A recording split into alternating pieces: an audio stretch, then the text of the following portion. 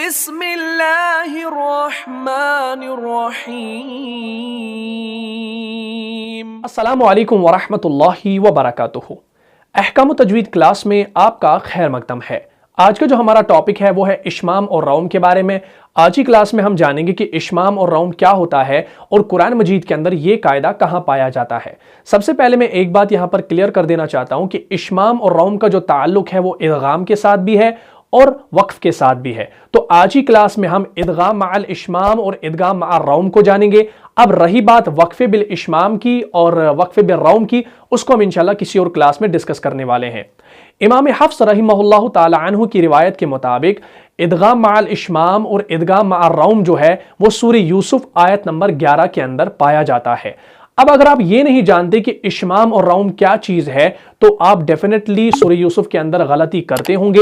اگر آپ چاہتے ہیں کہ آپ بھی اس غلطی سے بچیں تو یہ ویڈیو بالکل آپ کے لیے ہے۔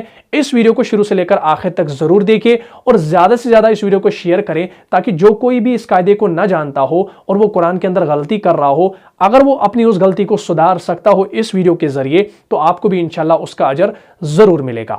تو سب سے پہلے ہم یہاں پر جو ہے اشمام اور روم کو آسان اور عام لفظوں میں سمجھتے ہیں۔ بالکل آسان طریقے سے سمجھانے کی کوشش کروں گا، دماغ میں بٹھانے کی کوشش کروں گا۔ اس کو اپنے دماغ میں بٹھا کے رکھنا، کیونکہ اگر آپ کو یہ سمجھ میں آ گیا تو مثال میں اس کو استعمال کرنا بالکل آسان ہوگا۔ دیکھیں، اشمام اور روم کے اندر سب سے پہلا پوائنٹ جو آپ نے یاد رکھنا ہے، اشمام ہوتا ہے خالی پیش اور دو پیش کے اندر، جیسا کہ آپ سکرین پر دیکھ رہے ہیں۔ کس کے اندر ہوتا ہے؟ پیش اور دو پیش کے اندر۔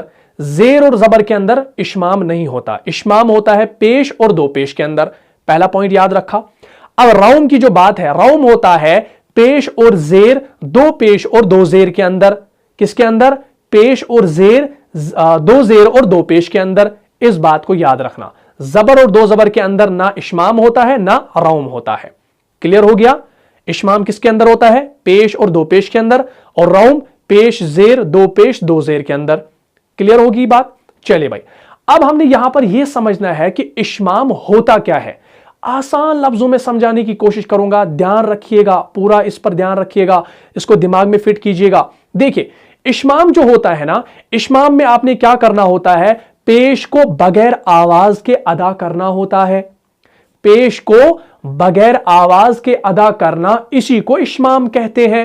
اب آپ کے ذہن میں سوال کھڑا ہوگا، بھائی ہم پیش کو بغیر آواز کے کیسے ادا کر سکتے ہیں؟ جیسے ہم پڑھتے ہیں نون پیش نو، با پیش بو، تو ہم بو نو آواز تو نکالتے ہیں، لیکن بغیر آواز ہم کیسے پڑھیں گے؟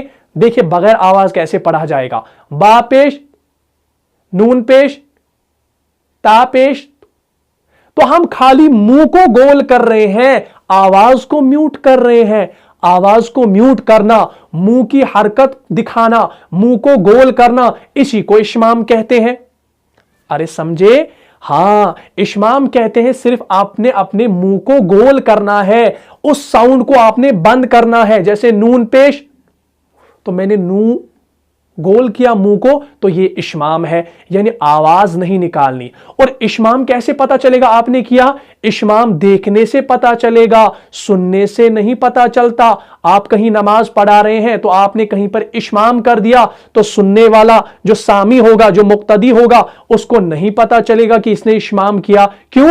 اشمام تب ہی پتا چلے گا جب وہ آپ کے ہونٹوں کی حرکت کو دیکھے، آپ نے ہونٹ کیسے گھمائے، اس کو اشمام کہا جاتا ہے۔ یعنی آواز نہیں آتی، خالی آپ اپنے ہونٹ کی حرکت جو ہے اس کو گول پیج جیسا بناتے ہیں آواز بند کر کے۔ اشمام کلیئر ہو گیا؟ اب روم کو سمجھیے۔ روم کیا ہوتا ہے؟ روم ہوتا ہے پیش زیر، دو پیش کا تہائی حصہ ادا کرنا۔ تہائی حصے میں لوگ سن بھی سکتے ہیں۔ اگر آپ اس کا تہائی حصہ پڑھیں گے زیر کا تو وہ سنائی دے گا۔ جیسے ہم پڑھتے ہیں میم زیر میں، یہ تو ہم پورا پڑھتے ہیں۔ اب اس کا تہائی حصہ کیسا ہوگا؟ میم زیر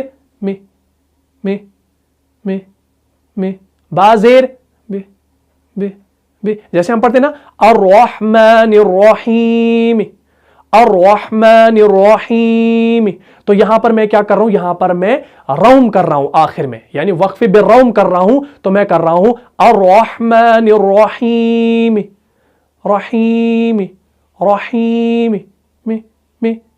میں में, यानी मैं मीम वहां पर है ना अर्रहमान अर्रहीम की मीम के नीचे जेर है, तो मैं यहां पर अगर वक्फ बे रौम करूंगा तो मैं यहां पर जेर का त्याई हिस्सा पढ़ूंगा, ना कि अर्रहमान अर्रहीम, ऐसा नहीं करूंगा, अर्रहमान अर्रहीम रहीम। तो ये सुनाई देगा उसको जो आपके बिल्कुल करीब होगा, दूर तक ये नहीं सुनाई देता, बल्कि बिल्कुल इसको धीमा करना है, इसके अंदर शिद्दत नहीं होनी चाहिए, कुव्वत नहीं होनी चाहिए। क्लियर हो गया। अब इश्माम क्या होता है? इश्माम देखने से पता चलता है और रौम जो है वो सुनने से पता चलता है, लेकिन उसके अंदर जो हरकत होती है पेश और जेर की, उसका त्याई हिस्सा अदा करना होता है। क्लियर हो गया। अब हम यहां पर जो है इसके कायदे की बात करते हैं। कुरान मजीद के अंदर लिखा है सूरह यूसुफ के अंदर आयत नंबर 11 के अंदर, क़ालू या अबाना मा लका ला तमन्ना अला यूसुफ, जैसा कि आप स्क्रीन पर देख रहे हैं। तो ये सूरह यूसुफ की आयत नंबर 11 है। इसके अंदर जो तमन्ना का लफ्ज है, इसके अंदर इदगाम माल इश्माम होगा, इदगाम माल रौम होगा। या आप इश्माम कर सकते हैं या आप रौम कर सकते हैं, दोनों चीज यहां पर कर सकते हैं। रिवायत जो है वो है इमाम हफ्स रहमहुल्लाह ताला अन्हु की। अब आपने समझ लिया इश्माम के किसे कहते हैं और रौम किसे कहते हैं। अब आपने इस लफ्ज के अंदर इश्माम करना है।